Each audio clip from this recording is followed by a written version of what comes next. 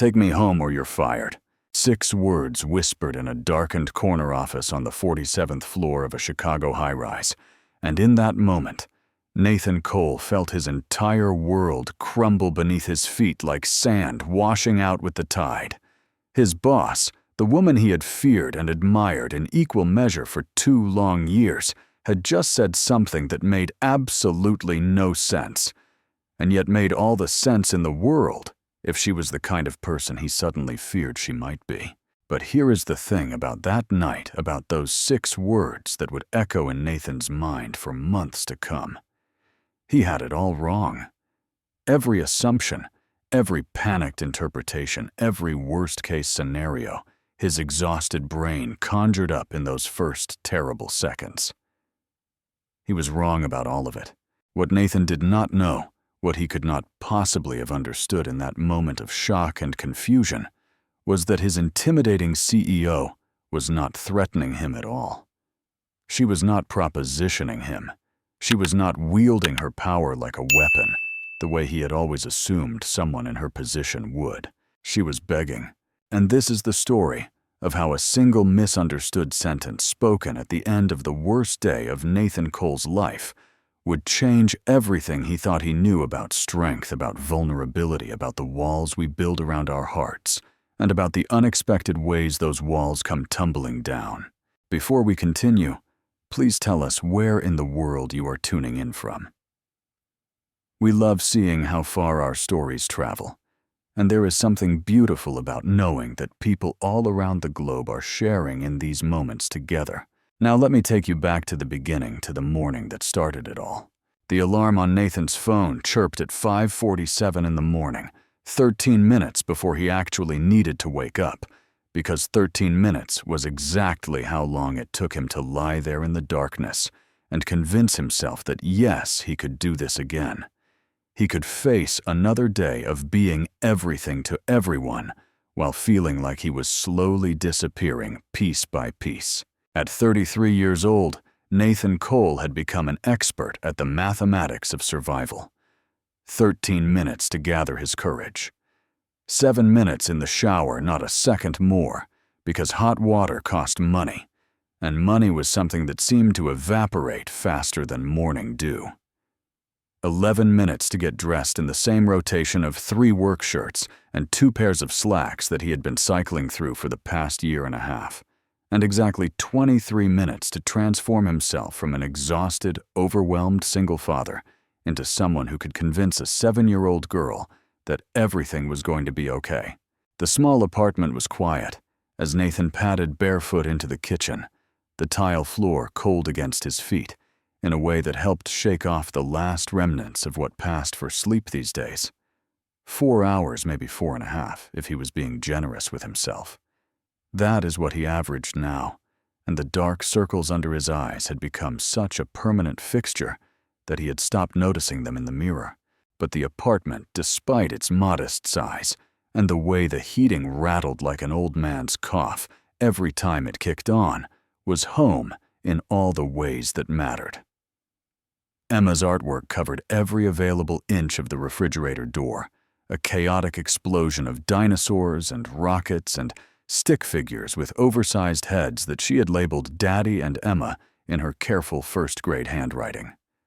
Her toys lined the shelves with the kind of precise organization that Nathan had learned was essential for a child who found comfort in knowing exactly where everything belonged. There were photographs everywhere, too. Nathan and Emma at the Lincoln Park Zoo, her face pressed against the glass of the reptile exhibit with an expression of pure wonder. The 2 of them at her kindergarten graduation, Emma in a cap that kept sliding over her eyes, while Nathan beamed with a pride that made his chest ache just remembering it. Birthday parties and park picnics and lazy Sunday mornings captured in frames that told the story of a family that had learned to be complete as a pair. One photograph sat face down on the bookshelf in the living room, and it had been that way for 3 years now. Nathan could not bring himself to throw it away, because throwing it away felt like erasing a part of Emma's history, but he could not look at it either, because looking at it meant seeing the face of the woman who had promised to love them forever, and then walked out the door without so much as a goodbye. Nathan shook off the thought as he began preparing Emma's lunch, falling into the routine that had become as natural as breathing. Dinosaur-shaped sandwiches, because Emma insisted that T-Rex bread tasted better than regular bread, and who was Nathan to argue with that logic? Apple slices cut into star shapes because Emma had decided last month that stars were almost as interesting as dinosaurs, and Nathan had watched approximately 7 YouTube tutorials to master the technique: a juice box, a small bag of pretzels, and a note that he tucked into the corner of her lunchbox every single day without fail.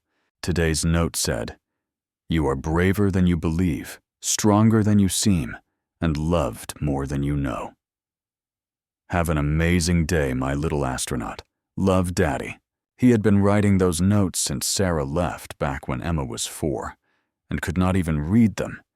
Yet back when Nathan would watch her teacher read them aloud to her, and see his daughter's face light up like the sun coming out from behind clouds. Now Emma read them herself, carefully sounding out each word, and she kept every single one in a shoebox under her bed that she thought Nathan did not know about.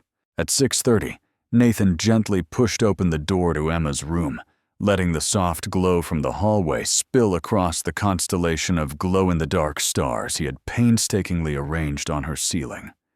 She had wanted them in the exact positions of the real night sky, and Nathan had spent an entire weekend with astronomy charts and a stepladder getting it perfect, because perfection was what Emma needed in a world that had already shown her how imperfect things could be. "Hey, sleepy girl," Nathan said, softly sitting on the edge of her bed and brushing a strand of brown hair from her face. "Time to wake up." Emma stirred her eyes, fluttering open to reveal the deep brown color that came directly from Nathan, thank God, because he did not think he could handle looking into Sarah's eyes every day for the rest of his life. At 7, Emma was all gangly limbs and missing teeth, and a fierce intelligence that sometimes caught Nathan off guard with its depth. "Daddy," she murmured, reaching up to wrap her arms around his neck in the morning hug that had become sacred ritual. I dreamed about dinosaurs again. Good dinosaurs, or scary dinosaurs. Good ones. T-Rexes that could talk, and they were teaching me about space. Nathan smiled, breathing in the little girl's smell of her strawberry shampoo and the warmth of her small body against his. These moments, these quiet morning moments, before the chaos of the day took over, were what kept him going. "Did you take your pill?"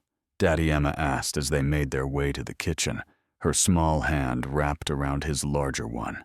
The question made Nathan's heart twist in his chest, because his 7-year-old daughter should not have to worry about things like medication and routines and making sure her father was taking care of himself. But Emma's anxiety meant she noticed everything cataloged, everything worried about everything, and her therapist had explained that sometimes the worrying came out as taking care of other people because it gave her a sense of control. "I sure did, baby girl. And now it is time for yours." The morning medication routine was another piece of the carefully constructed schedule that held their lives together. Emma's anxiety had gotten worse after Sarah left, manifesting in panic attacks and separation fears, and a desperate need for everything to stay exactly the same.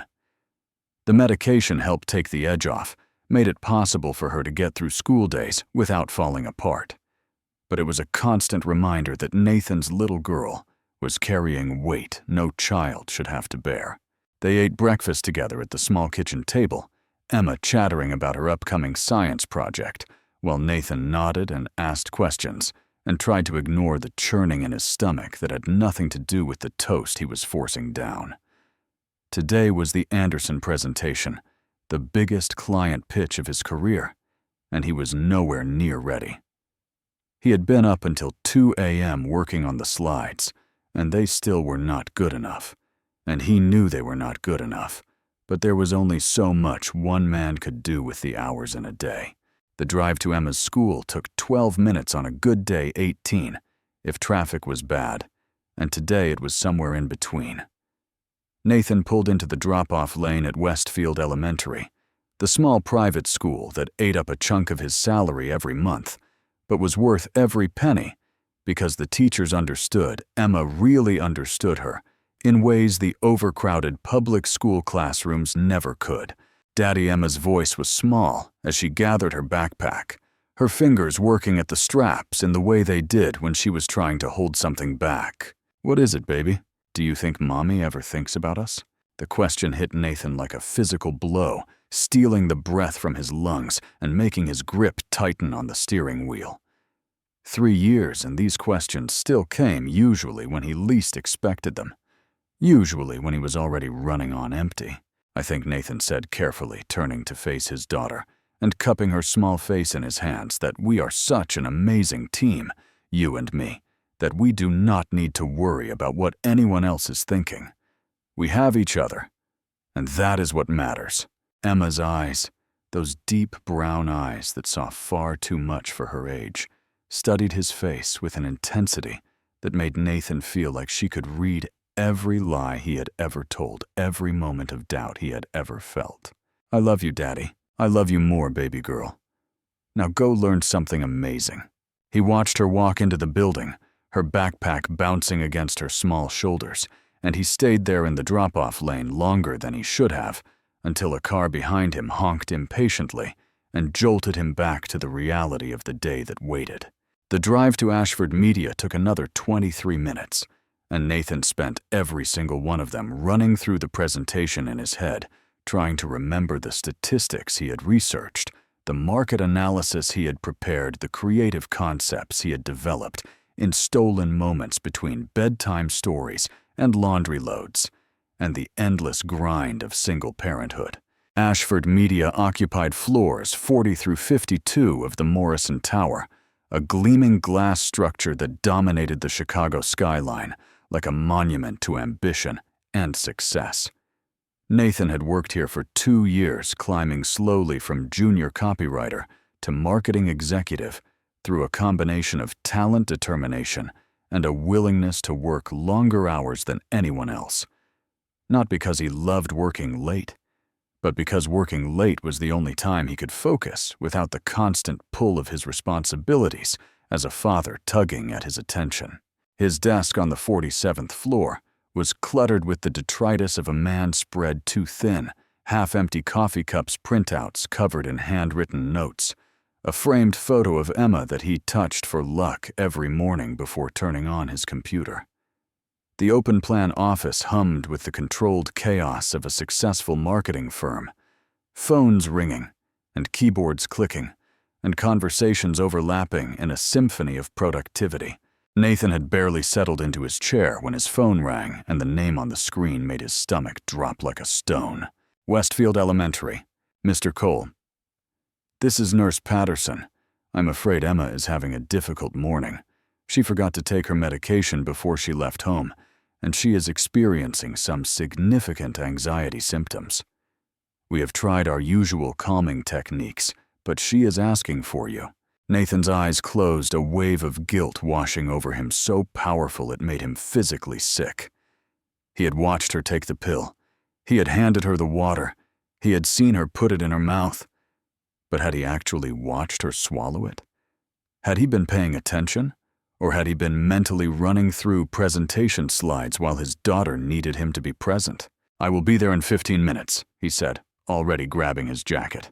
The drive back to the school was a blur of traffic lights and racing thoughts, and the kind of self-recrimination that had become Nathan's constant companion. He burst through the front doors of Westfield Elementary and followed the familiar path to the nurse's office, where he found Emma, curled up in a small ball on the examination table, her whole body shaking with the force of her sobs.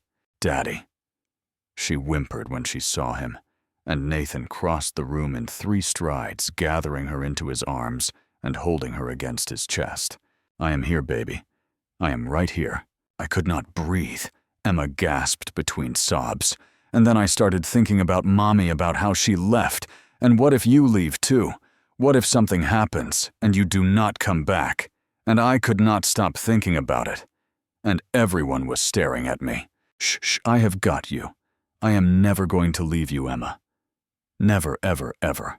Nathan rocked her gently, the way he had done when she was a baby, when the world was simpler, and he still believed that love was enough to protect the people who mattered most. He hummed their special song, a lullaby his own mother had sung to him decades ago, and slowly, gradually, Emma's breathing began to steady. 45 minutes, that is how long it took to calm her down, to convince her that yes. Daddy had to go back to work, but Daddy would be back to pick her up at exactly 3:30, just like always. 45 minutes of being present, of being the father Emma needed, while his career slowly crumbled in a conference room across town. The presentation was supposed to start at 11 a.m. Nathan walked into the conference room at 11:12, his shirt wrinkled from holding Emma, his hair disheveled from running his hands through it. During the drive, his mind still half-focused on his daughter, even as he tried to project professional competence. And there at the head of the long mahogany table sat Caroline Ashford. Caroline Ashford was the kind of woman who made rooms fall silent when she entered them, not through any dramatic announcement of her presence, but simply by existing with such undeniable force that everyone else seemed to fade into the background. At 38, she had built Ashford Media from a struggling 3-person startup into one of the most respected marketing firms in Chicago, and she had done it through a combination of brilliant instincts, relentless work ethic, and a reputation for being absolutely terrifyingly uncompromising. Nathan had worked for her for 2 years, and in that time he could count on one hand the number of occasions she had spoken to him directly. She existed in a different stratosphere, a world of board meetings and million-dollar contracts, and the kind of power that came from never ever showing weakness. Today she sat at the head of the conference table like a queen surveying her domain, and Nathan felt every inadequacy he had ever harbored rise to the surface of his skin like heat. She was wearing red. Later, Nathan would remember that detail with crystal clarity, the way the deep crimson of her designer dress caught the light from the floor-to-ceiling windows, the way it contrasted with her blonde hair that fell in perfect waves to her shoulders. She was beautiful in a way that intimidated, rather than invited, all sharp angles and perfect posture, and deep blue eyes that seemed to see right through every carefully constructed facade. "You are late, Cole." Her voice cut through the murmuring of the clients and colleagues assembled around the table, and Nathan felt his face flush with a heat that had nothing to do with his rushed commute. "I apologize, Miss Ashford. There was a family emergency." The words sounded hollow even to his own ears, because family emergency had become such a convenient excuse for single parents everywhere that it had lost all meaning.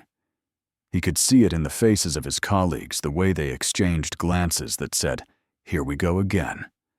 The way Marcus from accounting smirked behind his coffee cup, but something flickered in Caroline's expression, something Nathan could not identify, a momentary softening around her eyes that was gone so quickly he might have imagined it. "We will discuss this later. Please proceed with your presentation." Nathan moved to the front of the room on legs that felt like they belonged to someone else. The Anderson clients' representatives from one of the largest retail chains in the Midwest watched him with the kind of polite disinterest that successful business people had perfected. They did not care about his family emergency. They did not care that he had been up until 2 a.m. working on these slides, while simultaneously worrying about whether his daughter was going to have nightmares again. They cared about results, about ROI, about the bottom line. "Good morning," Nathan began, and his voice cracked on the second word like a teenager going through puberty. "Thank you all for being here today. I am excited to present Ashford Media's comprehensive marketing strategy for Anderson Retail's upcoming expansion." He clicked to the first slide, and for a moment the familiar rhythm of presentation mode took over. He had done this hundreds of times. He knew this material inside and out, had lived and breathed it for weeks, had dreamed about market segments and customer demographics and brand positioning. But the exhaustion was a living thing inside him, a creature that had been fed by too many sleepless nights and too much coffee, and not enough of anything that actually nourished the soul. His mind kept drifting back to Emma, to the sound of her sobs, to the way her small body had shaken against his chest. What if she had another episode at school? What if they called again and he was not there? The data clearly shows Nathan was saying, and then he stopped, because he could not remember what the data clearly showed.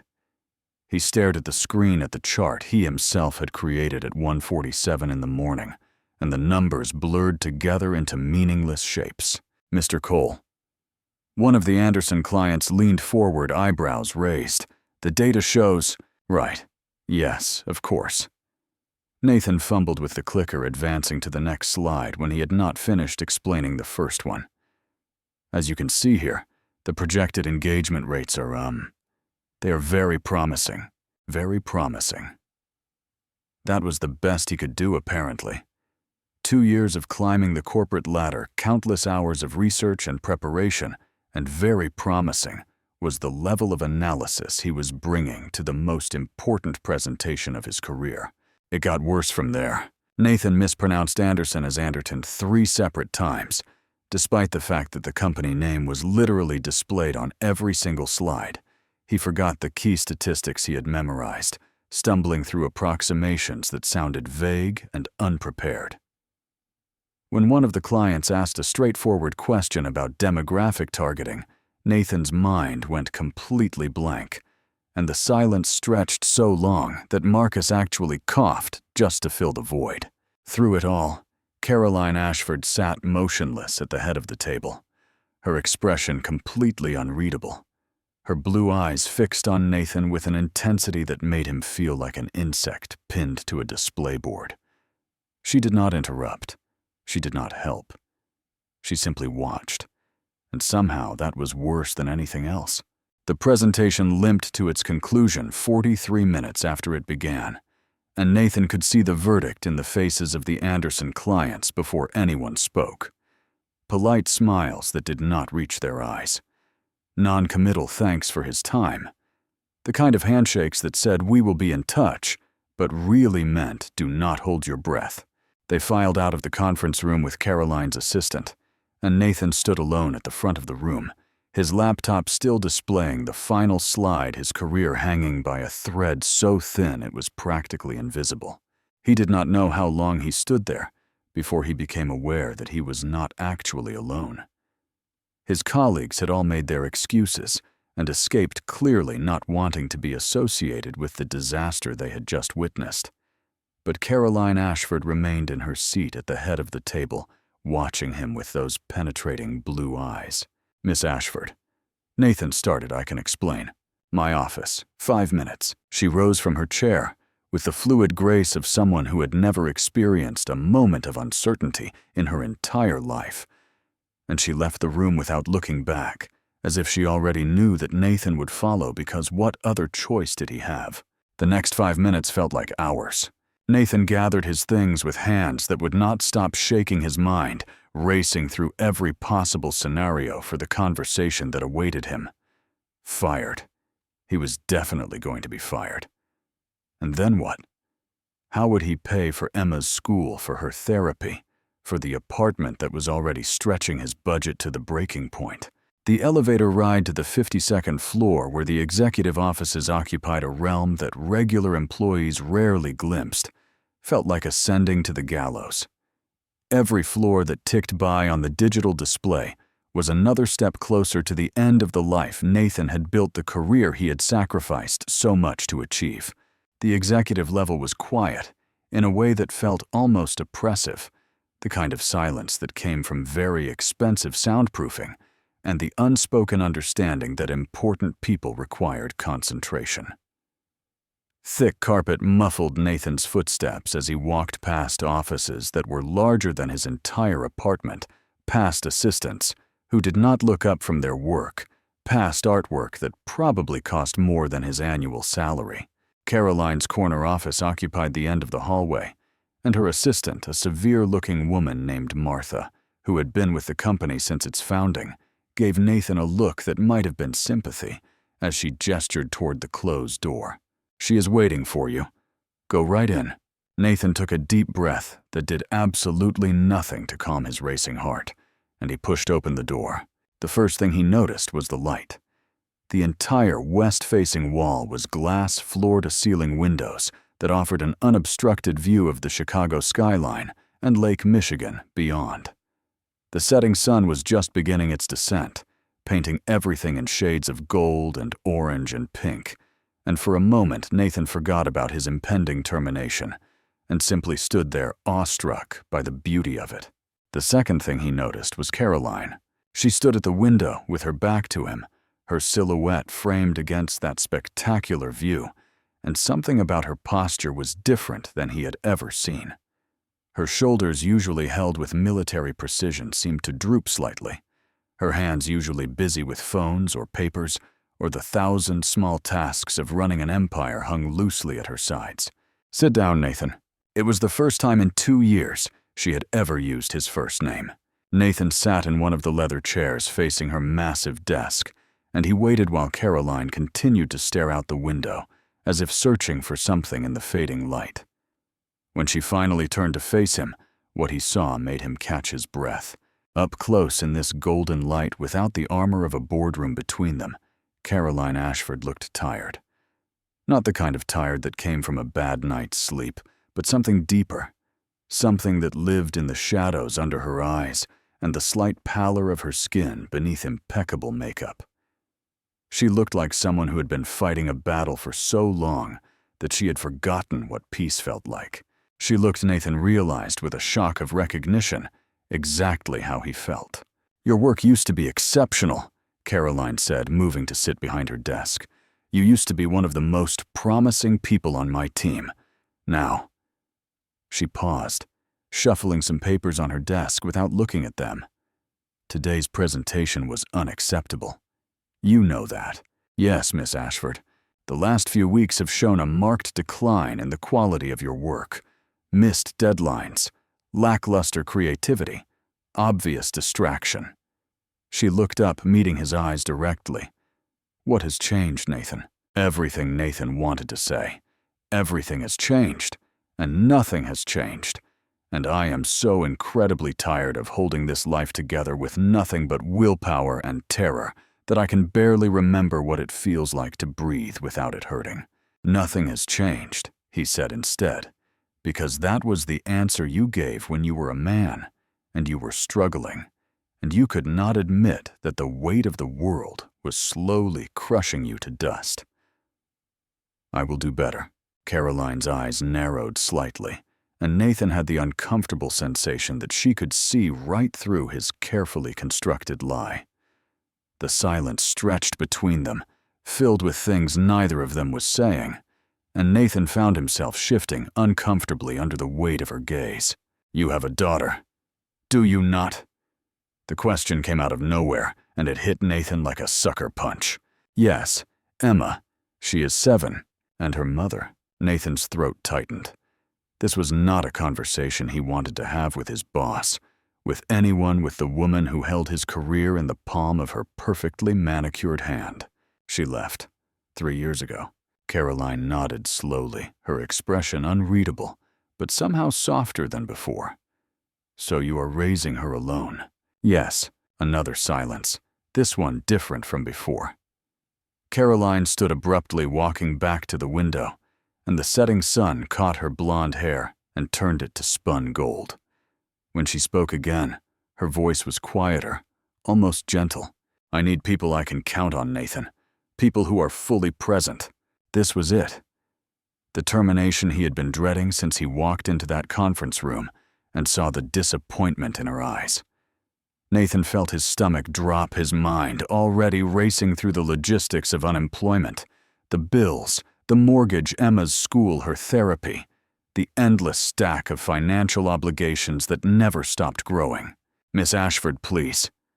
His voice cracked, and he hated himself for it, hated the desperation that bled through every syllable. "I need this job. My daughter needs."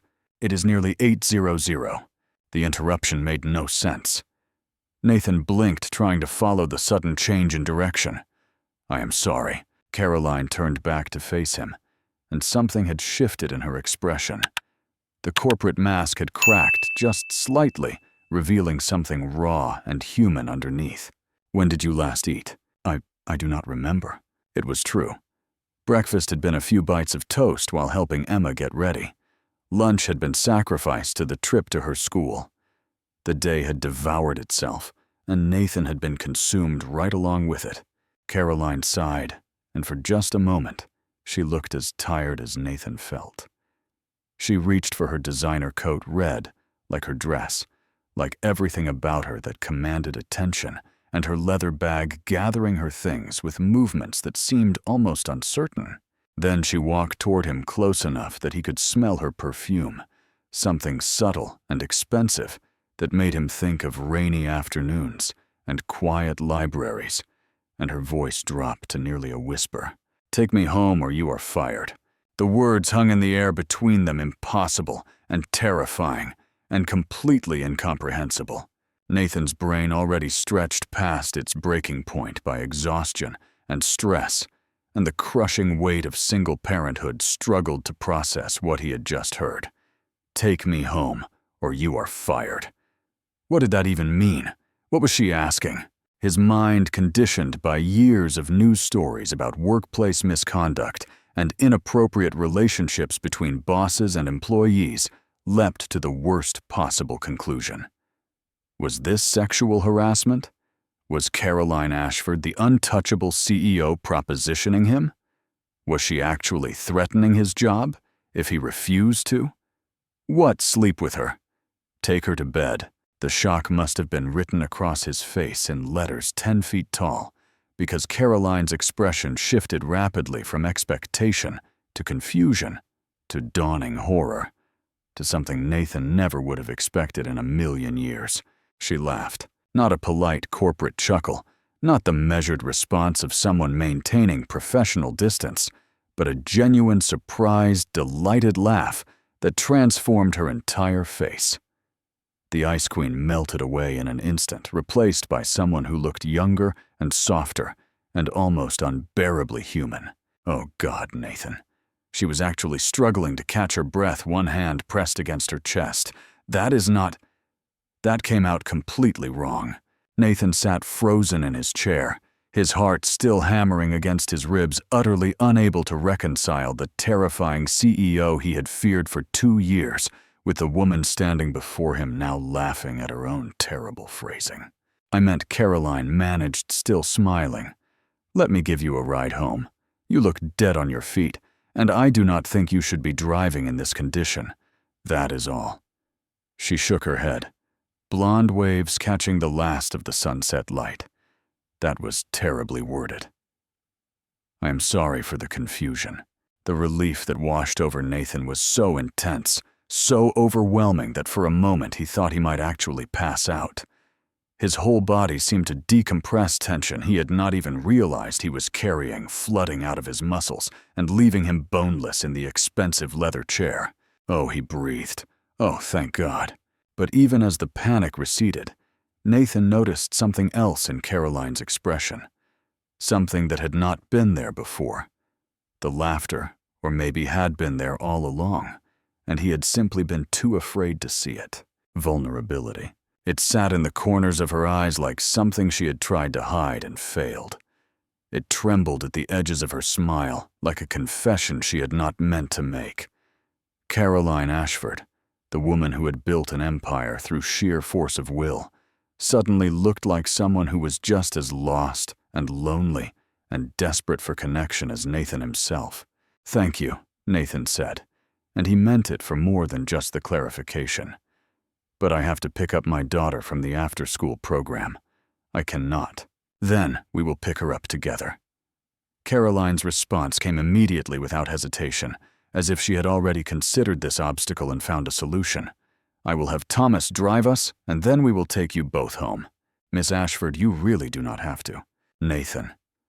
Her voice softened, and she looked at him with an intensity that made him feel seen in a way he had not experienced in years. "Please, let someone help you for once. The way she said it, the emphasis on that final phrase, told Nathan everything he needed to know. This was not just about him. This was not just about making sure a valuable employee got home safely. This was about something deeper, something she could not say outright, something that had to do with the loneliness he had glimpsed in her eyes and the exhaustion that mirrored his own. "Okay," he heard himself say. "Okay, yes. Thank you." They walked out of her office together, past Martha's desk, where the assistant was gathering her own things for the evening, past the expensive artwork and the thick carpet and all the trappings of success that suddenly seemed much less impressive than they had an hour ago. The elevator ride down to the parking garage was quiet, but it was a different kind of quiet than the tense silence that had filled her office before. This felt more like two people who had run out of words and were content to simply exist in each other's presence for a moment. Thomas Caroline's driver was waiting beside a sleek black town car that probably cost more than Nathan's annual salary. He was an older man with kind eyes and the sort of comfortable demeanor that came from decades of service to someone you genuinely respected. He opened the back door without comment, as if picking up disheveled employees at 8 p.m. was a perfectly normal part of his routine. "Westfield Elementary first," Thomas Caroline said as she slid into the leather seat beside Nathan. "Then we will need Mr. Cole's address." "Of course, Miss Ashford." The interior of the car was everything Nathan's aging Honda was not: quiet, comfortable, temperature-controlled to perfection. He sank into the leather seat and tried not to feel too out of place, too aware of his wrinkled shirt and the coffee stain he had somehow acquired on his sleeve. For several minutes, neither of them spoke. The Chicago streets slid past outside the tinted windows, a blur of evening traffic and streetlights, and the thousand small dramas of a city settling into night. Nathan found himself stealing glances at Caroline, still trying to reconcile this version of her with the intimidating figure he had feared for so long.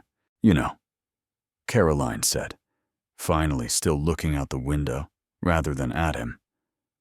"I used to have a life outside of work." Nathan did not respond, sensing that she needed to say this more than she needed him to react. "People, hobbies, something resembling balance." She laughed softly, but there was no humor in it. "That feels like a very long time ago now." "What changed?" Nathan asked before he could stop himself.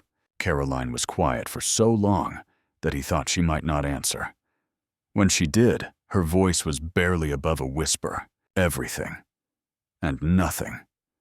Life just happens, and before you know it, years have passed, and you cannot remember the last time you did something just because it made you happy."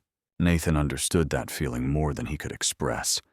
The way time seemed to compress when you were surviving rather than living each day bleeding into the next, until they all became one long, exhausting blur.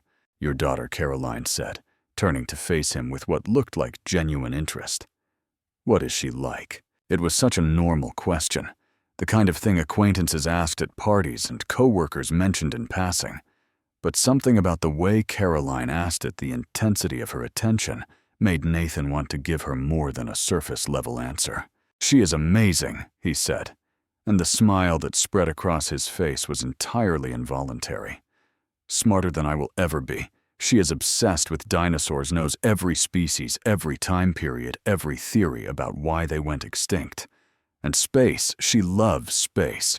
Says she wants to be the first person to discover a new planet. Not visit one. No, she is very specific about that. She wants to discover them so other people can visit. She says the discovering part is more important than the going part." Caroline smiled, and it reached her eyes in a way Nathan had never seen before. "She sounds extraordinary." "She is." Nathan's voice caught slightly. "She cries during dog food commercials because she thinks the puppies look sad. She keeps a collection of rocks in her pocket because each one has a story it wants to tell. She still believes in magic, even though the world keeps trying to teach her not to." "You are a good father, Nathan. I can tell by the way you talk about her." The compliment landed somewhere deep in Nathan's chest, in a place that had been starving for acknowledgement for longer than he wanted to admit. "I am trying," he said. "Most days I feel like I am failing her." "We are all failing at something," Caroline said softly. "Some of us are just better at hiding it than others." The town car pulled up to Westfield Elementary, just as the last rays of sunlight were fading from the sky, and Nathan felt a complicated mix of emotions as he looked at the building that had become so central to his daily existence. Relief that he was here, that he had not missed pickup time despite everything. Anxiety about how Emma would react to seeing a stranger with her father. And underneath it all, a strange sort of gratitude toward the woman sitting beside him, who had somehow seen through his careful facade to the struggling human underneath. "I will wait here," Caroline said, and there was something almost shy in her voice that Nathan had never heard before. "I do not want to overwhelm her." Nathan nodded, appreciating the thoughtfulness, and stepped out of the car. The evening air was cool against his skin, carrying the first hints of autumn that always made him think of new beginnings and endings that were not really endings at all. Emma was the last child in the after-school room, which was both typical and heartbreaking. She sat at a small table with her teacher's aide drawing in the sketchbook Nathan had bought her for her birthday, her tongue poking out slightly the way it always did when she was concentrating. Her hair had come loose from its ponytail during the day, brown strands falling across her face in a way that made her look younger than 7 and older than 7 all at once. "Daddy," the joy in her voice, the way her whole face lit up like someone had flipped a switch, never failed to make Nathan's chest tight with love. She flew across the room and launched herself at him with enough force to make him stagger back a step, her arms wrapping around his waist in a grip that spoke of all the anxiety she tried so hard to hide. "Hey, baby girl, I missed you. I missed you too." She pulled back to look up at him, her brown eyes scanning his face with that unsettling perceptiveness that always caught him off guard. "You look tired, Daddy. Did you have a hard day?" "I had a day," Nathan said, which was as honest as he could be without worrying her. "But it is better now that I am with you. How are you feeling? Any more scary thoughts after this morning?" Emma shook her head, but something flickered in her expression. "I am okay. Mrs. Martinez let me draw during quiet time, and I made a picture of our apartment with you and me and a T-Rex having dinner together. I love it already. Cannot wait to see it." They gathered Emma's things, her backpack with its planets and stars, her lunchbox with its carefully preserved daily note, a sweater she had forgotten on the playground that one of the teachers had found and made their way toward the exit. Nathan was already thinking about how to explain Caroline's presence, how to make this seem normal, and not at all strange, when Emma stopped dead in the doorway. "Daddy, who is that?" The town car sat at the curb, sleek and black and very obviously expensive, and through the window, Nathan could see Caroline watching them with an expression he could not read. "That is Miss Ashford. She is my boss at work." Emma's eyes narrowed with the suspicious assessment that only 7-year-olds could truly master.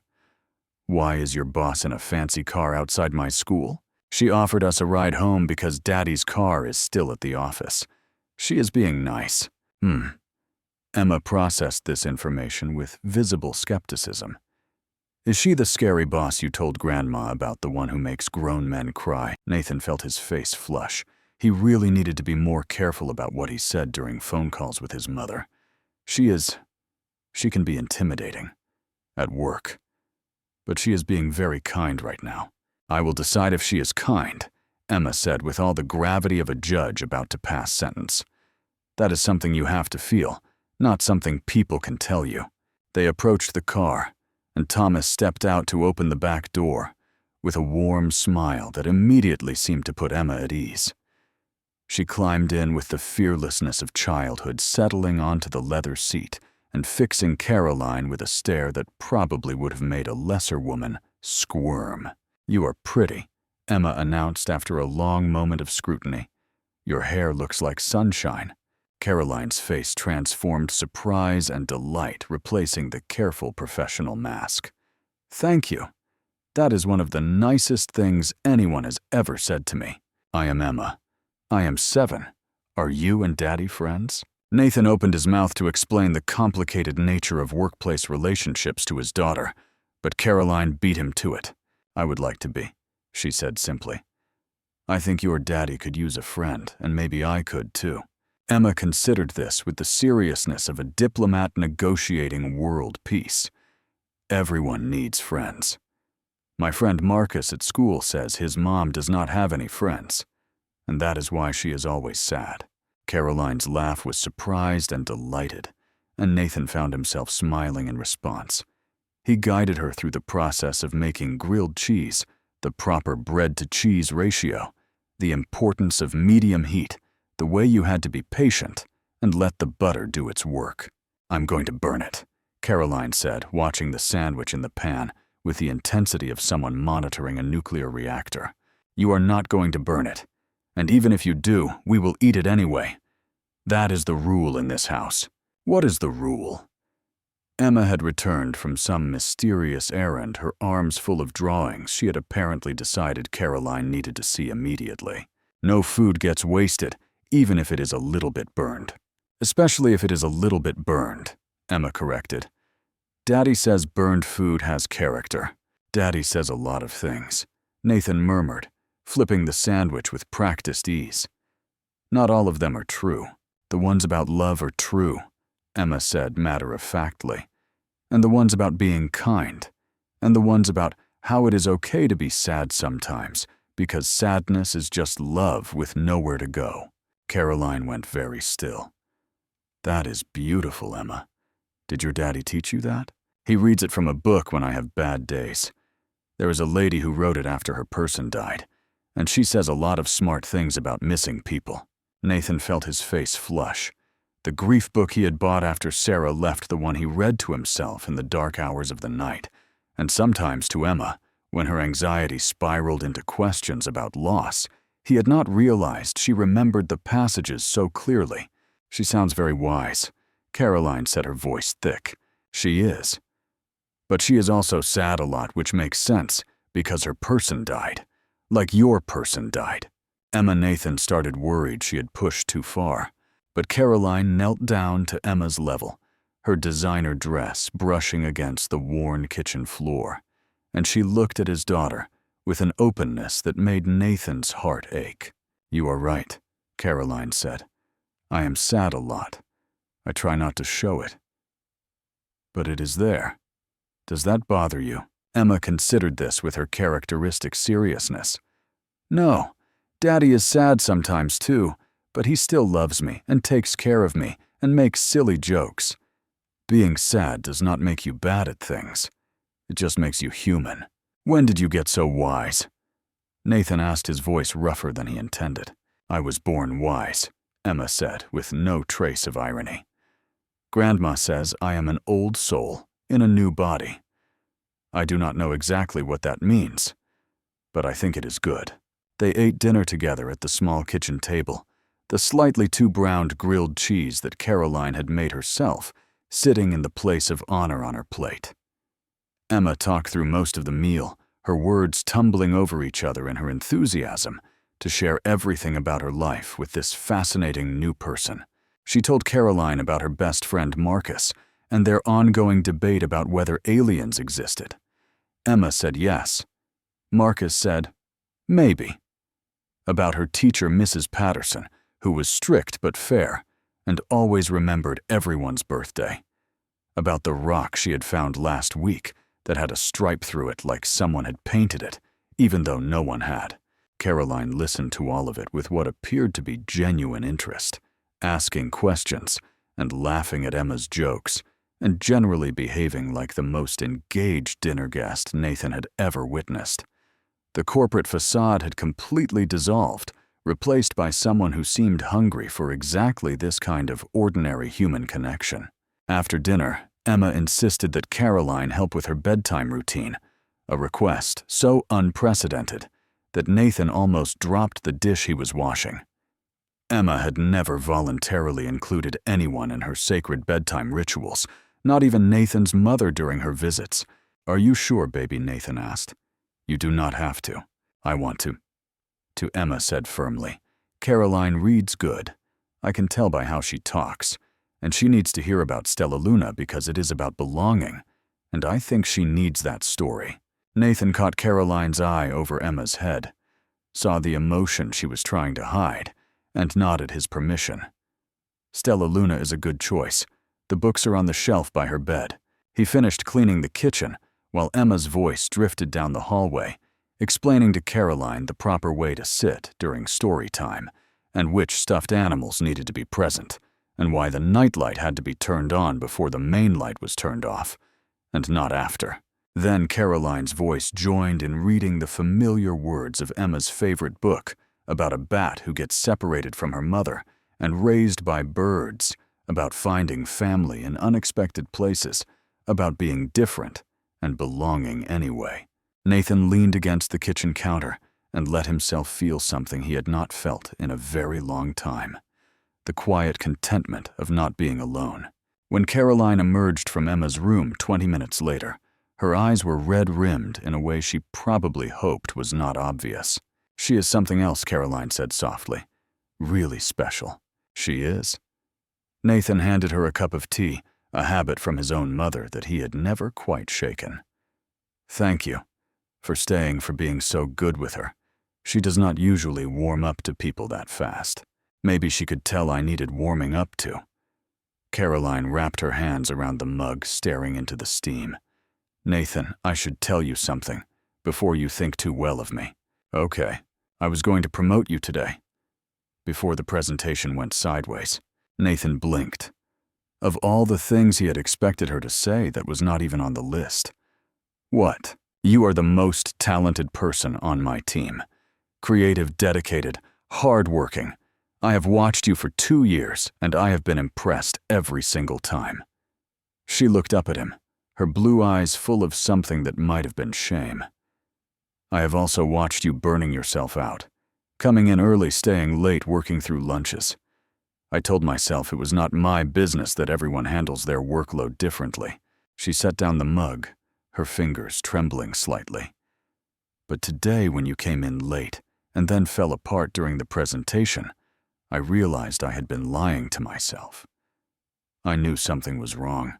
I have known for months. I just did not want to get involved, because getting involved means caring, and caring means being vulnerable." Nathan finished quietly. "Yes." The word came out like a confession. "I have spent 5 years building walls around myself. After Michael died, I threw myself into work because it was the only thing that made sense. Every late night, every weekend, every holiday spent in the office, it was easier than going home to an empty house." I understand that Nathan said, and he meant it completely. After Sarah left, I did the same thing in reverse. I threw myself into being a father because if I was busy enough with Emma, I did not have to think about how lonely I was. But you have Emma. You have someone to come home to. And you built an empire. We both found ways to survive." Caroline looked at him with something like wonder. "How do you do that?" "Do what?" "Make everything sound less terrible, less shameful." Nathan moved to sit beside her on the old couch that had come with the apartment and never quite fit the space. "Because it is not shameful. We did what we had to do to get through. The only thing that would be shameful is staying stuck there when there is a chance to do something different." They sat in silence for a moment. Two people who had been drowning in their own ways, finally finding someone who understood the weight of water. "I am not going to fire you," Caroline said finally. "But I am going to help you find balance, a schedule that lets you be there for Emma without sacrificing your career. Flexibility for the days when things go wrong, because things always go wrong sometimes. Why? Because you deserve it. Because your daughter deserves it. And because—" She hesitated, then continued with obvious effort. "Because maybe helping you will help me remember there is more to life than quarterly reports and board meetings. And in return," Caroline's smile was small, but genuine, "maybe you can remind me occasionally that it is okay to eat ice cream on a weeknight and read bedtime stories and just be human. Nathan felt something shift in his chest, a door opening that had been locked for so long he had forgotten it existed. I think I can do that. Then we have a deal, Mr. Cole. Nathan. She said it like she was trying it on, seeing how it fit. I should go. I have imposed on your evening long enough. You have not imposed. He walked her to the door, acutely aware of how natural this all felt. How right. Caroline. She turned her hand on the doorknob. Thank you for seeing me. Most people do not bother to look past the single dad struggling to get by. Thank you for letting me stay. Her voice was soft, almost hesitant. I had forgotten what this felt like. Being part of something, even just for an evening. You could be part of something for more than an evening, Nathan heard himself say. If you want it. The vulnerability in her eyes made his heart ache. I would like that. She left her heels clicking down the 3 flights of stairs, and Nathan stood in his doorway listening until he could not hear them anymore. Then he turned back to his apartment, his small kingdom of photographs and artwork, and the lingering warmth of connection. On Emma's door hung the drawing she had been working on at school, the one she had been so eager to show him. A picture of 3 figures, a tall man with brown hair, a small girl with pigtails, and between them, a woman in a red dress with yellow hair like sunshine. Our family Emma had labeled it in her careful first-grade handwriting, the one we have and the one we are making. Nathan smiled, touched the picture gently, and went to bed, feeling something he had not felt in years: hope. The weeks that followed that first evening began to weave a new pattern into Nathan's life, threads of connection appearing where before there had been only fraying edges of exhaustion. Caroline did not insert herself dramatically into their world. She arrived quietly in the margins like a word you had not known you needed until it appeared on the page. A text message asking how Emma's spelling test had gone. A lunch delivery to Nathan's desk on days when she noticed he had worked through his break. A book about female astronomers that appeared in Emma's backpack after a visit with a simple note that read, "Strong women reach for the stars. You are one of them." 2 weeks after the grilled cheese dinner, Caroline invited them to the Field Museum. Emma mentioned she wanted to see Sue. Caroline explained over the phone, referring to the famous T-Rex skeleton that Emma had been obsessing over since her friend Marcus had visited and declared it life-changing. I thought maybe Saturday, if you are free. They were free. Of course they were free. Nathan's social calendar had been empty for 3 years, populated only by work obligations and Emma's school events. The prospect of spending a Saturday doing something purely for enjoyment felt almost decadent. Caroline arrived at their apartment in jeans and a simple white blouse, her hair pulled back in a casual ponytail that made her look years younger. Nathan had never seen her in anything other than designer professional wear, and the transformation was startling. "You look different," he said, then immediately wished he could swallow the words. I mean good different. Relaxed different. I was not sure what one wears to a natural history museum, Caroline admitted. I have not been since I was Emma's age. "You look like a person instead of a boss," Emma declared, having materialized at Nathan's side with her jacket half on and her shoes on the wrong feet. "That is good. Bosses are scary. People are nice. Your daughter Caroline said to Nathan has a gift for cutting right to the heart of things. It is a blessing and a curse," Nathan agreed. The museum trip became one of those perfect days that Nathan knew he would remember forever.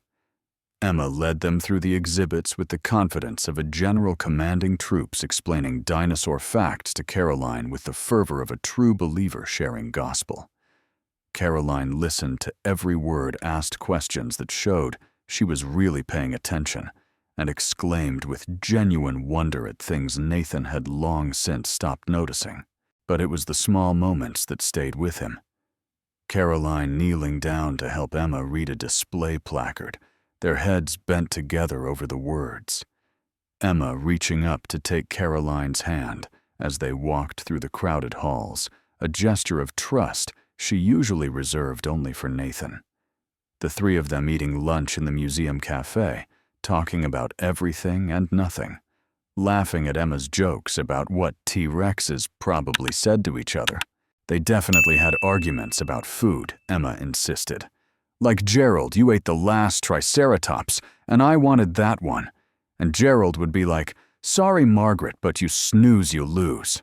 Margaret the T-Rex Caroline repeated, grinning. I love that. All female dinosaurs are named Margaret. That is just science. Nathan caught Caroline's eye over Emma's head, and they shared a moment of pure, uncomplicated joy. It was such a foreign feeling that he almost did not recognize it. In the gift shop, Emma agonized over her choices with the gravity of someone selecting the winning lottery numbers. She finally settled on a small plastic T-Rex and a book about the Cretaceous period, then tugged on Caroline's sleeve. What are you going to get? Oh, I do not need anything. Everyone needs something from the gift shop, Emma said seriously. That is the rule. You have to take a piece of the day home with you, or how will you remember it? Caroline looked at Nathan, who shrugged. She is pretty firm on gift shop philosophy. In the end, Caroline chose a small replica of Sue, just a few inches tall, made of bronze. For my desk, she explained, to remind me that some things last for millions of years. That is kind of comforting when you think about it. Everything changes, Emma said with her characteristic wisdom, but that does not mean things are gone. They just become different. Like dinosaurs became birds. They are still here, just evolved. That night, after they had dropped Caroline off and Emma had gone to bed clutching her new T-Rex, Nathan found himself thinking about evolution, about how grief changed you not into someone worse, but into someone different, about how the person he was before Sarah left had evolved into the person he was now, and maybe that was not such a bad thing. His phone buzzed with a text from Caroline. Thank you for today. I had forgotten what it felt like to just enjoy something. Your daughter is extraordinary. So are you. He typed back, you made it special. Same time next week. Her response came almost immediately. I would like that. Very much. And so it began. A month into their friendship, Caroline showed up at Nathan's apartment on a Tuesday evening with a bottle of wine and a confession. I have to tell you something, she said, settling onto the couch after Emma had been tucked into bed. And I am afraid it is going to change how you see me. Nathan's heart skipped. In the weeks since that first dinner, Caroline had become a fixture in their lives. She joined them for dinner twice a week, sometimes more. She video called Emma every night she did not see her in person, letting the little girl ramble about her day, while Caroline made appropriate noises of interest. She had become, without anyone officially acknowledging it, part of their family. Okay, Nathan said carefully. I am listening. Before Michael died, Caroline began, her voice thick with something old and painful. We were trying to have children. We had been trying for 2 years. There were tests, treatments, disappointments. So many disappointments. Nathan reached for her hand, and she gripped it like a lifeline. When he got sick, we had to stop.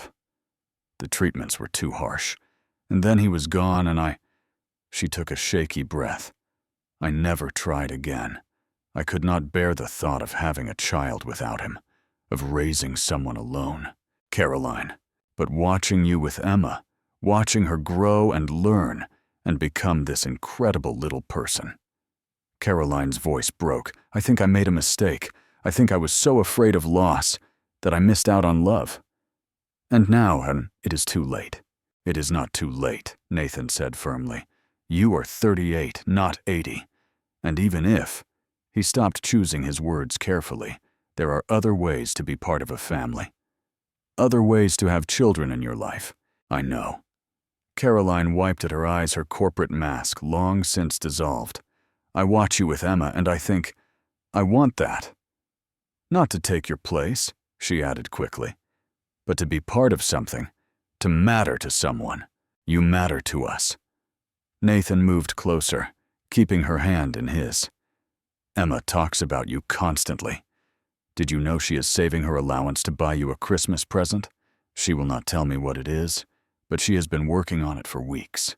A watery laugh escaped Caroline. She has. She loves you, Caroline. And I... He paused, feeling the weight of the words he was about to say. I care about you, too.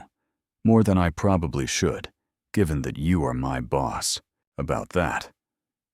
Caroline straightened slightly, some of her professional composure returning. I have been thinking about how to handle this, whatever this is becoming. And I am transferring you to a different department. The creative development team needs a new lead, and you are the most qualified person for the position. You will not report to me anymore. The salary is better, the hours are more flexible, and she looked at him with something like hope in her eyes. It means that whatever happens between us will not be complicated by professional power dynamics. Nathan sat with that for a moment, processing the implications. You did that for us. I did it because it is the right thing to do. You are too talented to be held back by office politics, and I refuse to let people think you have earned anything through anything other than merit. People are already talking. Let them talk. Caroline's voice hardened slightly. I spent 5 years caring about what people thought. It got me an empire and a cemetery plot I visit alone on Sundays. I am done letting other people's opinions control my choices. Nathan reached out, tucking a strand of hair behind her ear. When did you get so brave? I learned it from a 7-year-old who told me that being scared does not mean you are weak. It just means you have something worth fighting for. They sat together in the quiet apartment, the only sounds Emma's soft breathing from down the hall and the distant hum of city traffic. Something had shifted between them. Some invisible barrier had fallen, and for the first time Nathan let himself imagine what the future might look like. Not alone, not struggling, not surviving. Living. Really, truly living. With these two people who had wandered into his life when he needed them most. 2 months into their friendship on an ordinary Thursday evening, Emma asked the question that would change everything. They were gathered around the kitchen table, Caroline helping Emma with her homework, while Nathan stirred soup on the stove. It had become their routine, these quiet domestic evenings, and Nathan no longer questioned the rightness of Caroline's presence in their space. Caroline, Emma said, looking up from her spelling words with that focused intensity that meant she was about to say something important. Why do you live in such a big house all by yourself? Caroline's pen stilled on the paper. It did not always feel so big. When Michael was alive, it felt just right. But now it is just you. Yes, now it is just me. Emma processed this with visible consideration, her small forehead creasing in thought. Do you not get scared at night? I get scared sometimes, but then I remember Daddy is in the next room, and it is okay. Nathan turned from the stove, watching the exchange with a mixture of concern and curiosity. Emma's questions could sometimes veer into territory that was too raw, too honest, but Caroline seemed to welcome the directness. Sometimes I do get scared, Caroline admitted, but I have gotten used to it. That is sad, Emma said matter-of-factly. Being used to scared is not the same as not being scared. It is just pretending. You are right. Caroline's voice was thick with emotion. It is pretending. Do you ever wish you had someone to read bedtime stories to? Emma continued each question, cutting deeper. I think that would be really lonely. Bedtime stories are the best part. Every single day, Caroline whispered. I wish I had that every single day. Emma climbed out of her chair and walked around the table to Caroline's side. Without asking permission, she climbed into the woman's lap and wrapped her arms around her neck in a hug that seemed to convey everything words could not. It is okay to be sad, Emma said against Caroline's ear. Daddy cries sometimes too, when he thinks I am asleep. I will not tell anyone your secrets. Nathan watched his daughter comfort this woman who had spent 5 years building walls around her heart, and he felt something crack open in his own chest. Caroline's arms came up around Emma, holding her like something precious, and when she looked at Nathan over Emma's head, Her eyes were swimming with tears. "Thank you," she mouthed silently. Nathan nodded, not trusting his voice, and turned back to the soup that no longer mattered nearly as much as what was happening at his kitchen table. Later, after Emma had gone to bed, Caroline sat on the couch looking drained, but somehow lighter, as if the weight she had been carrying had been redistributed to shoulders, willing to help bear it. "How does she do that?" Caroline asked. "See exactly what someone needs." "I do not know," Nathan admitted, sitting beside her. "She has been like that since she was tiny. Her therapist says it might be connected to her anxiety. She is so attuned to emotional undercurrents that she picks up on things most people miss. She is a gift." "She is. She is also a lot of work, and there are days when I'm not sure I'm equipped to handle her needs." Nathan paused, deciding to be honest. "There are days when I am terrified I am screwing her up." "You are not." Caroline reached for his hand. "I have known you for 2 months, and I can already see that Emma is exactly who she should be. Compassionate, curious kind. She got those things from you. And her anxiety. Her abandonment issues. Those probably come from me too.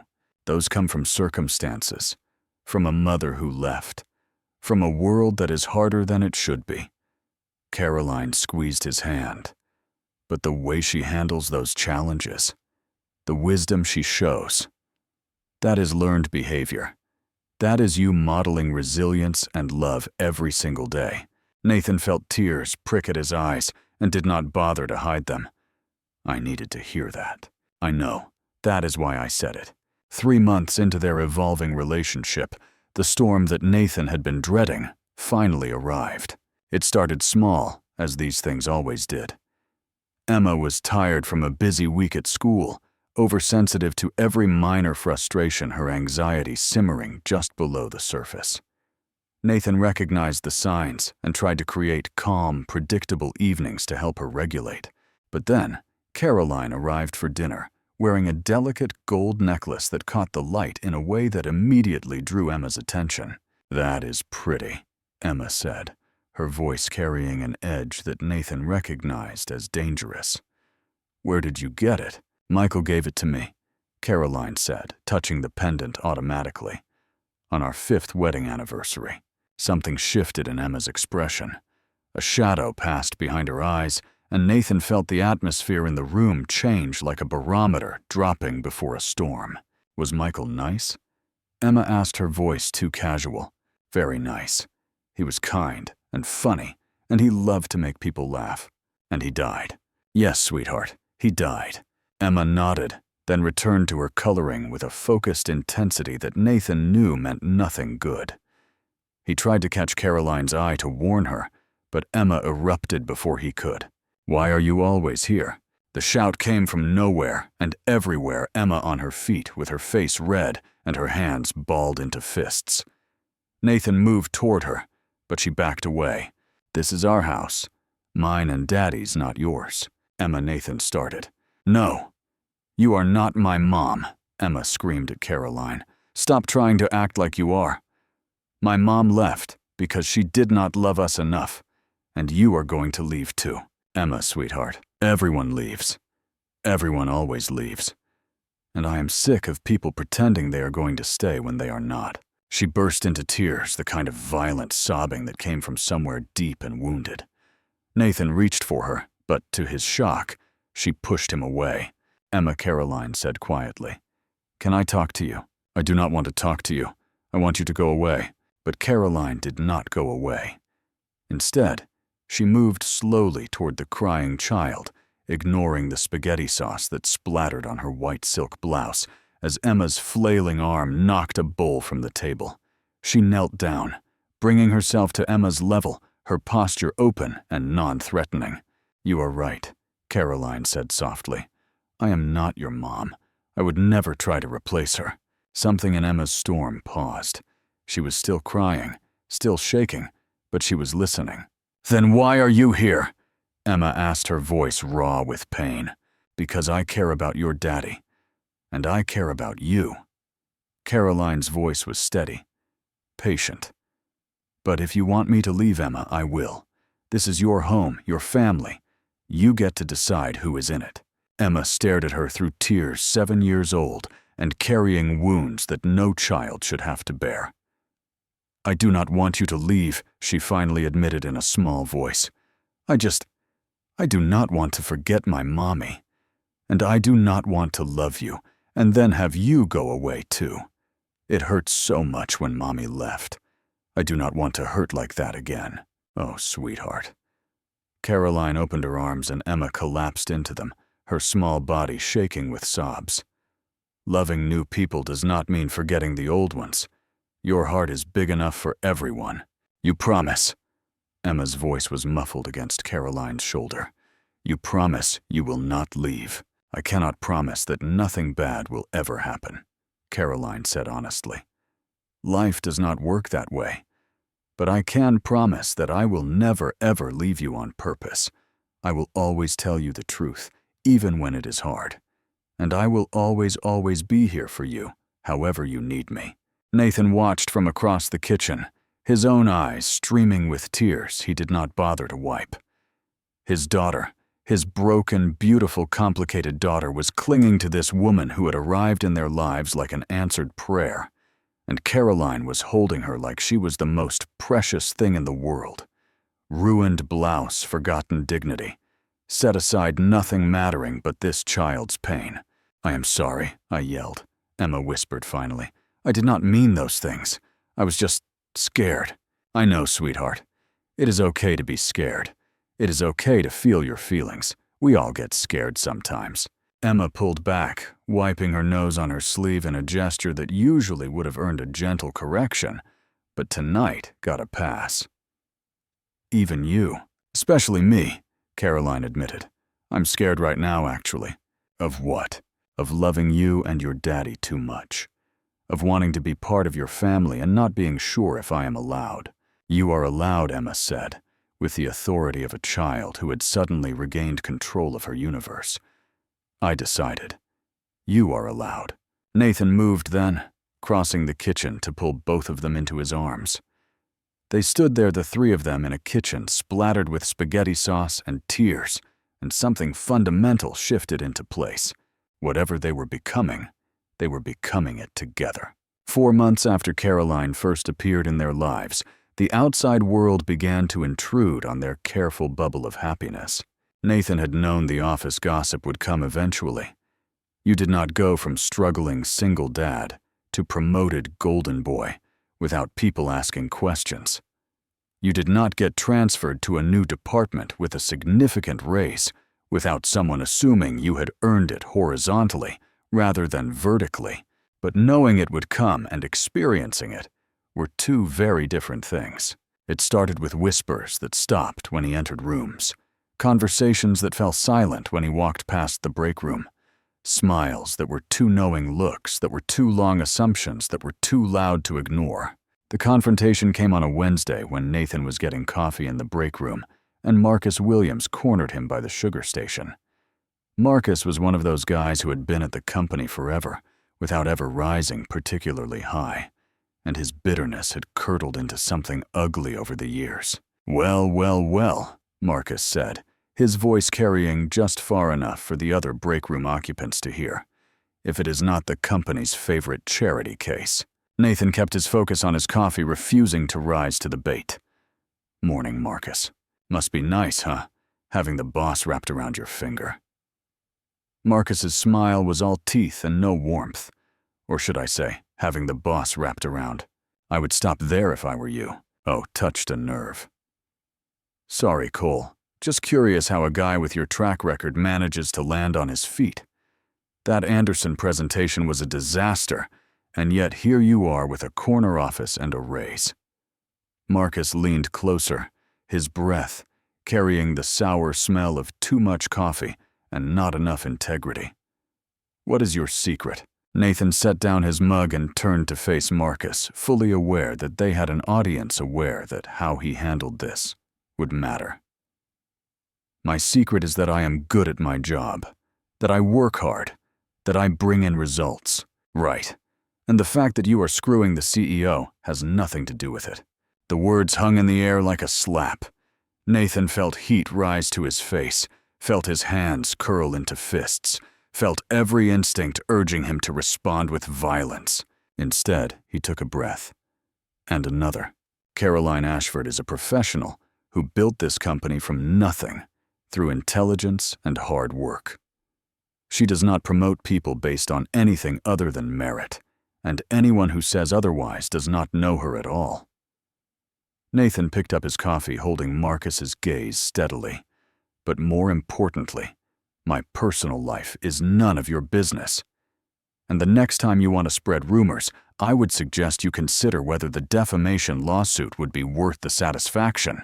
He walked out of the break room, his heart pounding, but his head held high. That afternoon, Caroline called him to her office. She looked tired, the kind of tired that came from dealing with problems that should not exist. I heard about what happened in the break room, she said. I am sorry, Nathan. It is not your fault, is it not?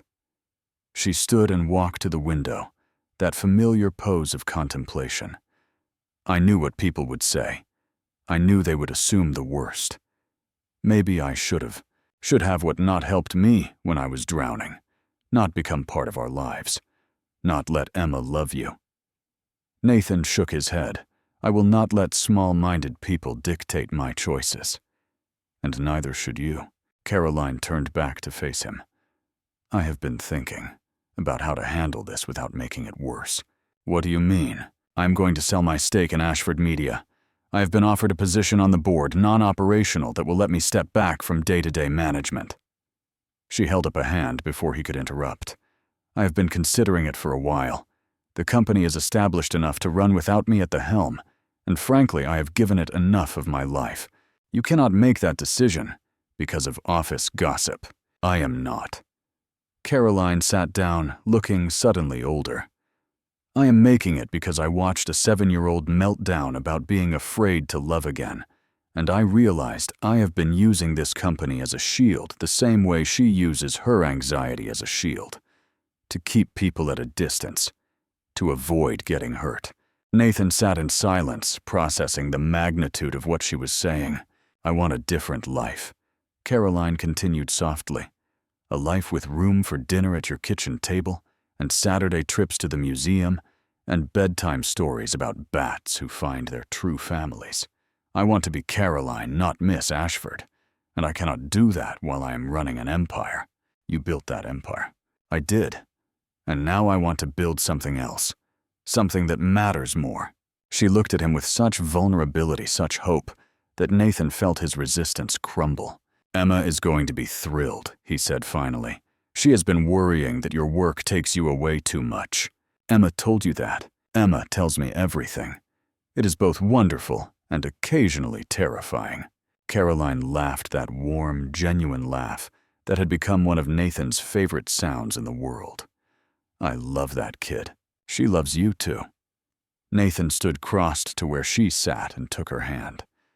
And I'm getting pretty fond of you myself. Pretty fond. How romantic. I am working up to it. Give me time. The morning Sarah reappeared was sunny and ordinary, the kind of Saturday that promised nothing more complicated than pancakes and cartoons, and maybe a trip to the park if Emma was feeling adventurous. Nathan was standing at the stove, flipping pancakes into the shapes of various dinosaurs, a skill he had finally mastered after 2 years of practice, while Emma set the table with the careful precision she applied to all her routines. The doorbell rang, and Nathan called out for Emma to wait while he went to answer it.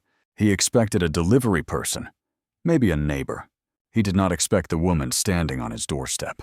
Sarah looked exactly the same as she had 3 years ago, perfectly styled, elegantly dressed, wearing an expression that somehow managed to be both apologetic and entitled.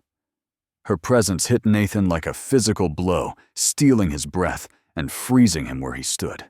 "Hello, Nathan," she said. "I want to see my daughter." The words were so absurd, so disconnected from the reality of the past 3 years, that for a moment, Nathan could not respond. "You do not have a daughter." He finally managed his voice low and dangerous. "You gave that up when you walked out without a word. I have legal rights. You have nothing." The rage was sudden and total, 3 years of suppressed anger flooding to the surface. You abandoned a 4-year-old child.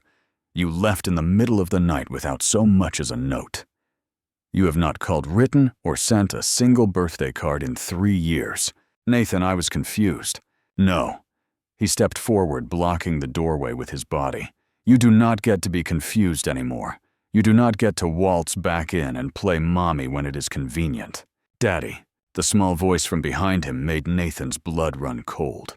He turned to find Emma standing in the hallway, her face pale, her eyes wide and confused. Mommy. The word was barely a whisper, carrying 3 years of questions and hurt and hope that Nathan had tried so hard to help her process. Sarah's face lit up with a smile that made Nathan's stomach turn. Hi, baby. Mommy is here. Mommy missed you so much. She moved toward Emma, arms open, expecting the reunion she felt entitled to. But Emma did not run to her. Instead, she pressed herself against Nathan's leg, her small body trembling. You left. Emma said, her voice gaining strength. You did not say goodbye. Mommy was confused, sweetheart. But I am better now. I want us to be a family again. We are a family, Emma said. Me and Daddy and Caroline. Sarah's expression froze. Who is Caroline? Before Nathan could answer, a familiar car pulled up to the curb. Caroline stepped out, took in the scene on the porch with a single glance, and approached with the controlled calm of someone who had spent years handling crisis situations. Is everything okay? She asked, her eyes meeting Nathan's. Who are you? Sarah demanded, her voice rising. Caroline Ashford. No titles, no explanations, just a name delivered with quiet confidence. I am Nathan's friend. Sarah's laugh was sharp and bitter. Is that what we are calling it? Sarah, I think you should leave. Nathan set his arm, coming around Emma protectively. I'm not going anywhere. I have a right to see my daughter. You gave up that right. Caroline's voice was ice, the corporate steel Nathan had not heard in months making a sudden reappearance. You gave it up when you walked away without a word. When you ignored every attempt Nathan made to contact you. When you left a 4-year-old crying for her mother for months while you started a new life without her. How dare you? I dare, because I love that little girl. Because I have been here for her bad dreams and her anxious moments and her fears of abandonment that you created. Caroline stepped forward, positioning herself beside Nathan and Emma like a shield. If you want to discuss custody arrangements, you can contact Nathan's attorney. But you will not show up unannounced and traumatize this child again. Sarah's face contorted with rage. This is not over. It has been over for 3 years, Nathan said quietly. You just did not notice because you were not paying attention. She left with threats and slammed car doors, and Nathan closed his front door on the sight of her driving away, his hands shaking with leftover adrenaline. Emma was crying silently, the tears streaming down her face without sound, which was somehow worse than if she had been sobbing. Nathan gathered her into his arms, and Caroline knelt beside them both, her hand gentle on Emma's back. She cannot take me away, can she? Emma whispered. She cannot make me go with her. No, sweetheart, Nathan promised, holding her tighter. No one is taking you anywhere. We are a team, Emma said, her voice small but fierce. All 3 of us, right? Caroline's eyes met Nathan's over Emma's head, and in them he saw everything he needed to know. Right, they said together. That afternoon, Nathan called his lawyer.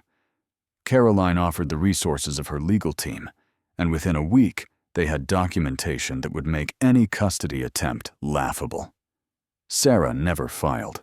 The threats, like the woman herself, turned out to be mostly show, but the experience had done something to all 3 of them. It had welded them together, this makeshift family, into something stronger than before. They were not just choosing each other anymore. They were fighting for each other, and that made all the difference. 8 months after that first dinner on a cold January evening, Nathan woke to the sound of crying. For a disorienting moment, he thought it was Emma having one of her nightmares. He was halfway out of bed before his brain registered that the sound was coming from the living room, not Emma's bedroom. Caroline had fallen asleep on the couch again. It happened sometimes after their movie nights, when the evening stretched late, and the warmth of the apartment made her too comfortable to move. Nathan usually covered her with a blanket and left her to sleep, but tonight was different. Tonight, she was trapped in a nightmare. He approached carefully, not wanting to startle her. She was curled into herself, her face wet with tears, her whole body shaking with the force of whatever horror her sleeping mind had conjured. "Michael," she whimpered. "Michael, please do not leave me. Please." Nathan's heart broke into 1,000 pieces. He knelt beside the couch, reaching out to touch her shoulder gently. "Caroline, wake up. It is okay. You are safe." Her eyes flew open, wild and terrified, seeing something that was not there.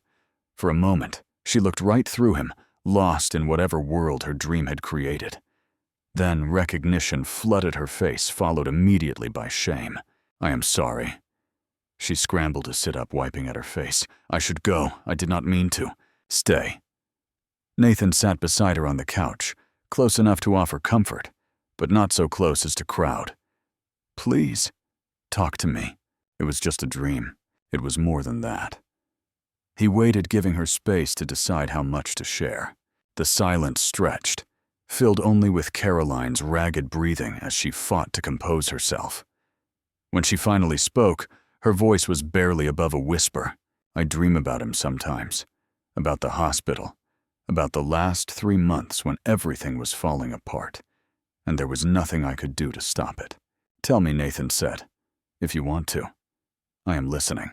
And so, in the quiet hours of the night, with his apartment wrapped around them like a cocoon, Caroline told him about Michael. She told him about their first date, a disaster involving spilled coffee and a guitar that never quite recovered. About their wedding, small and simple because neither of them cared about spectacle.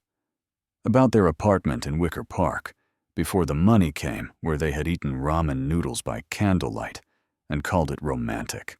She told him about the life they had planned, children eventually when the business was stable, a house with a yard, growing old together, sitting on a porch somewhere, watching grandchildren play. She told him about the diagnosis, the shock, the disbelief, the way the world had narrowed to hospital rooms and test results and prayers that went unanswered. She told him about the last night when she had held Michael's hand and felt it go cold, and how something inside her had died with him. "I went back to work the next day," she said, her voice hollow. "The day after the funeral. I filed quarterly reports, answered emails, took conference calls." She laughed bitterly. "Everyone thought I was so strong, so composed. They had no idea I was just running, that I have been running for 5 years. "You are not running anymore," Nathan said softly. "No." She looked at him, really looked at him with eyes that held 5 years of grief and 8 months of hope. "You and Emma. You taught me how to stop. We did not teach you anything. We just gave you a reason to want to." "Same thing, is it not?" Nathan reached out, cupping her face in his hands. "Caroline Ashford, you are the bravest person I know. Not because you do not feel scared, but because you feel scared, and you keep showing up anyway. For Emma, for me, for the life you are building." "I love you," Caroline whispered. "I did not want to. I was terrified to, but I do. I love you too." The words came easily, naturally, like they had been waiting all this time to be said. I think I have for a while now. Their kiss was gentle, tentative, the careful meeting of 2 people who had been burned before and were willing to risk it anyway. When they pulled apart, Caroline was crying again. But these tears were different. "Stay," Nathan said again. "Not just tonight. Stay. Are you sure?" "I have never been more sure of anything." They fell asleep on the couch together, Caroline's head on Nathan's shoulder, his arm wrapped around her. In her room down the hall, Emma slept soundly, dreaming of dinosaurs and stars and the family that was finally complete. Caroline's lake house sat on a quiet stretch of shore an hour outside Chicago, a simple wooden structure that had been Michael's dream more than hers. She had not been there in years, unable to face the memories it held.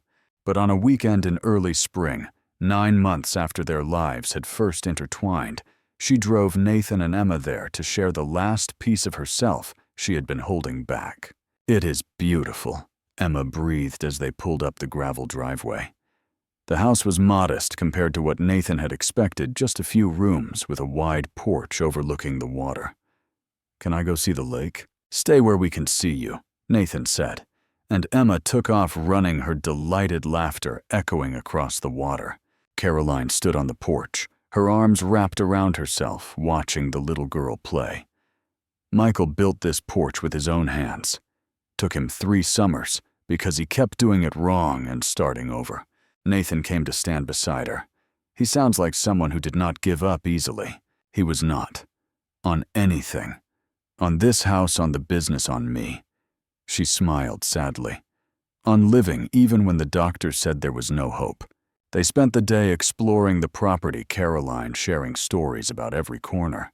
The tree where Michael had hung a tire swing. The dock where they had spent countless summer evenings fishing badly and laughing anyway. The bedroom with its view of the sunrise that he had loved so much. Emma adopted the house with her usual enthusiasm, declaring it magical, and immediately naming every tree and rock within view. She found tadpoles in the shallows and convinced Nathan to help her build a temporary habitat for observation. She picked wildflowers and put them in a jar on the kitchen table.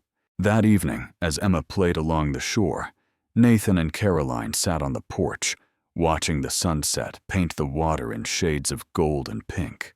"She is healing," Caroline observed. "The way she used to flinch at any change, any surprise, it is not as severe anymore." "Thanks to you," Nathan said. "No." Caroline shook her head. "Thanks to us. To this family we have built." Nathan turned to look at her, really look at her, the way the dying light caught in her blonde hair and made it glow. "Caroline, I need to tell you something." "That sounds serious." "It is." He took her hand, held it between both of his. "I spent 3 years convinced that I was broken, that Sarah leaving had damaged something fundamental in me, something that could never be repaired. I thought Emma and I would always be alone, just surviving together, never really thriving. And now I know I was wrong. I was not broken. I was just waiting for someone brave enough to see past my walls and patient enough to help me take them down." Caroline's eyes glistened. "Nathan, I love you," he said. "Not just for what you have done for Emma, though that would be enough. I love you for your strength and your vulnerability, and the way you laugh when Emma says something particularly outrageous. I love you for showing up day after day, even when you were scared. I love you for choosing us when you could have stayed safe in your tower." "I was so afraid," Caroline whispered. "When I first walked into your apartment, I was terrified of what I was feeling, of wanting to be part of something again. And now I am still afraid." She laughed softly. "But I am also certain that I want to be with you and Emma for as long as you will have me. Certain that the risk of loving you is worth whatever pain might come." Nathan kissed her then, as the last rays of sunlight sank below the horizon. A kiss that was both an ending and a beginning. From the shore, Emma's voice floated up to them. "Are you guys being gross up there?" They pulled apart laughing. Maybe a little Nathan called back. "Okay, but do not be too gross, because I am almost done with my tadpole research, and I want hot chocolate." Caroline leaned her head against Nathan's shoulder. "I love that kid. She loves you too. I know." Caroline's voice was full of wonder. "Is that not amazing? That someone can just decide to love you? That is what family is," Nathan said. "People who decide to love each other every single day, no matter what." 1 year after that fateful night in her office, Caroline did something she had never done before. She got nervous. Not the professional nervousness that came with high-stakes negotiations or board presentations. This was deeper, more primal, the kind of anxiety that came from wanting something so badly that the possibility of not getting it felt like it might kill you. She was going to ask Emma's permission to marry Nathan. She had thought about doing it differently, asking Nathan first following the traditional order of things. But nothing about their relationship had been traditional, and besides, Emma was the heart of this family. Any decision that would affect her deserved her input. They met at their favorite ice cream shop, just the two of them on a Saturday afternoon, when Nathan was conveniently occupied with a work emergency that Caroline may have engineered. "This is nice," Emma said, working on her chocolate cone with rainbow sprinkles. "We do not get girl time very often." "That is true. We should do it more. So why did you want to talk to me?" Emma fixed her with that perceptive gaze that always saw too much. "You are doing the thing with your hands that you do when you are nervous." Caroline looked down at her fingers, which were indeed twisting together in her lap. "You are very observant." "I know. It is one of my best qualities." Caroline took a deep breath. "Emma, you know I love your daddy very much, obviously." "You make moony eyes at each other when you think I'm not looking." "Moony eyes. Like in the movies, where people are in love and they just stare at each other with moony faces." "I will try to be less moony," Caroline said, fighting a smile. "Do not. It is cute." Emma took another lick of her ice cream. "So what is the thing you want to ask me?" "I want to ask your daddy to marry me, but only if it is okay with you." Emma went very still. Her ice cream, usually the focus of her complete attention, was forgotten. "For real, like forever married." "For real, forever married. And you would live with us, all the time." "Yes, we would be a family, officially." Emma was quiet for so long that Caroline felt her heart begin to crack. Maybe this was too much too fast. Maybe Emma was not ready. "Maybe, if you marry Daddy," Emma said slowly, "does that make you my stepmom? If you want me to be, will you still be here when I am sad about my real mom? Because sometimes I get sad about her, even though she left, and I do not want you to feel bad about that. Always, sweetheart." Caroline reached across the table to take Emma's hand. "I will always be here when you are sad, about anything. And you are allowed to feel however you feel about your mom. That does not take anything away from us." Emma nodded slowly, processing with that serious intensity that Caroline had come to love. Then a grin spread across her face. "Okay, you can marry Daddy." Relief flooded through Caroline so intensely she nearly cried. Yeah, but I have conditions." "Of course you do. Name them." "First, I get to be the flower girl and the ring bearer. Emma Watson did that at a wedding once, and I want to do it too." "Done." "Second, I get to help pick out Daddy's ring." "Absolutely." "Third," Emma's expression turned serious again, "you have to promise me something.